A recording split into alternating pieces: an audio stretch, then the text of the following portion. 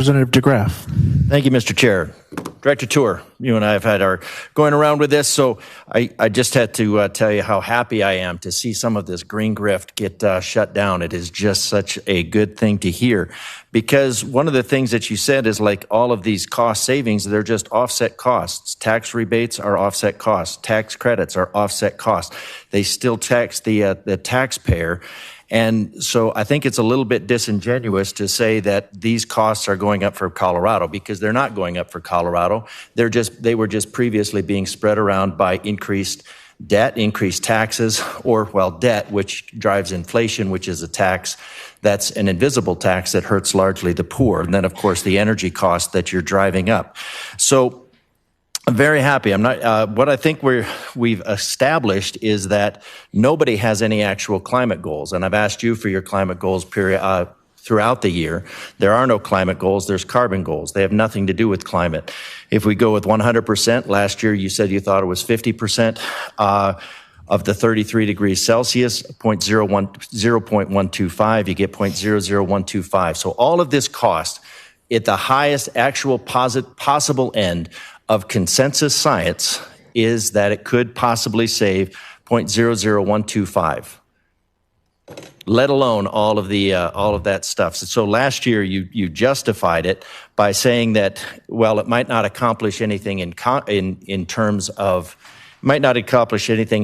climate, but it allowed us to pass a lot of other laws, get where your expertise, as Rep. Barone basically alluded to, that your expertise was used to make a lot of other laws like transportation, spending another $25 million per year, so $100 million over the last 3 or 4 years.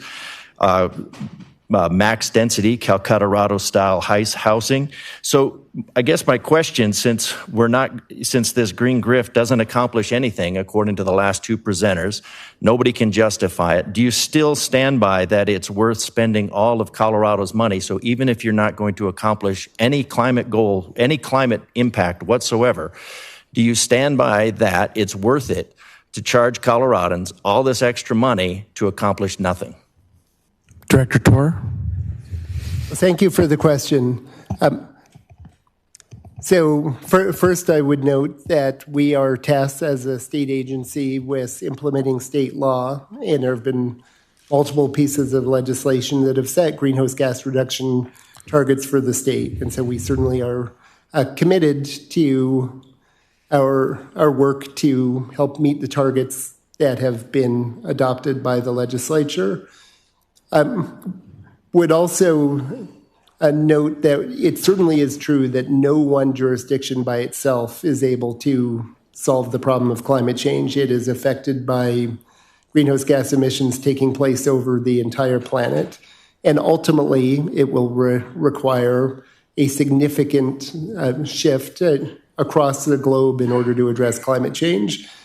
But it is equally the case that there is no way that climate change can be addressed unless multiple jurisdictions tackle it. And so from my personal perspective, I think that the actions of the legislature to set greenhouse gas emissions targets was a very rational part of a strategic approach to reducing GHG emissions and affecting our future climate.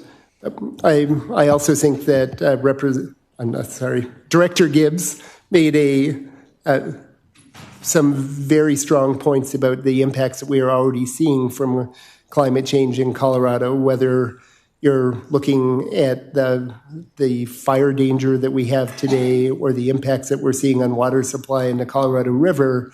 This is something that is no longer just a future issue. It's really an important issue to our lives in Colorado today. And then finally, I would just note that over a very wide variety of policy areas, whether we are looking at reducing pollution from electricity, reducing pollution from the industrial sector, reducing methane emissions from the oil and gas industry, expanding the use of electric vehicles, we see a very wide variety of benefits, including reduction of local air pollution that has very direct health impacts, seeing significant impacts in multiple areas in terms of fuel cost savings. We've seen that programs that have been initiated by the state in the industrial sector have helped to lead to significant investments by industry in improving the efficiency of their operations, where they see sort of real business value to that. And I think that's why we're on a pathway to almost twice as deep emissions reductions from the manufacturing and industrial sector as are required by the state regulatory framework.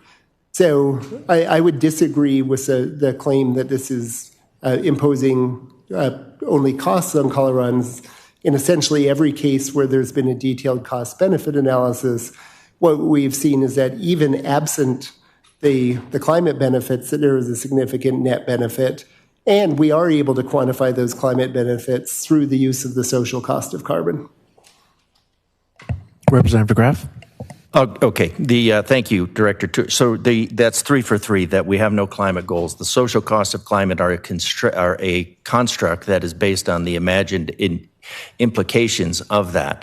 So if you want to, I'm not denying climate change. Climate change happens. I'm talking about the man-made climate change, which is something that the Coloradans and anybody else in the world would have to do. 40 gigatons, if you want to convert it to that, 0.4 out of 3,300, that comes out to 0.4 Celsius, which is what we've gone through our day in 30 minutes per day. So we're looking at a net benefit if we went net zero as a globe, which would kill trillions of people, or billions of people, would kill billions of people, probably about 75% of the population, of the world population, you would roll back the temperatures by about a half an hour in a day, possibly. Unlikely.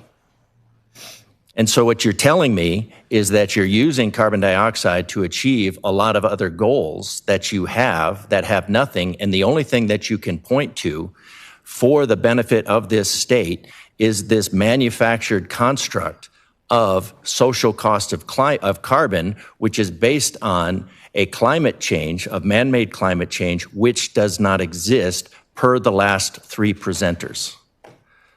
So I'm a little bit disheartened that you're willing to go along with this charade with the legislators here and pretend that you're doing something for climate when you know 100% that is not true.